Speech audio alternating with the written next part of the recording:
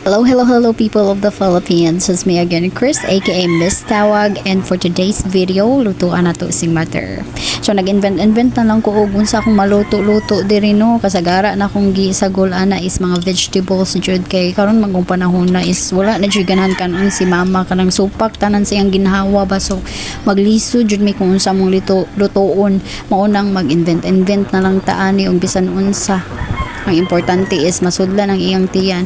So, no, while magluto ko diri people of the Philippines, naari ko iingon sa inyo ha. So, ang akong advice bitaw sa inyo ha, if inyong ginikanan or especially inyong mama, kung wala pa sila sakit, pag enjoy gud mo ilaaglaag gud ninyo pakan-an ninyo og mga lami nga pagkaon. So sabi bitaw ninyo no, sa una nagtrabaho ko kanang magpadala ko sa balay si mama, ang kasagaran gihon na ang kana yung mga importanteng butang ingnon ako malaag makaon anima o kaog lami o na ang importante yung butang mao yung una-unaon ang tindahan mao na. So karon maabtan sa panahon nga na sila balatian maglisod na dili na sila imbes na ay mga lami nga pagkaon makapalit na tayong mga lami nga pagkaon dili na sila makakaon. Mao nay ingon nga lisod jud kaayo pag moabot na sa ingana nga mga panahon, pero laban lang jud tano. Dako po dai kay na akong pasalamat sa Ginoo people of the Philippines nga nakauli ko diri sa among akay para sa maka-spend time ko sa akong mama o makatabang-tabang pug ko diri ginagmay kay sus lisod jud kaayo jud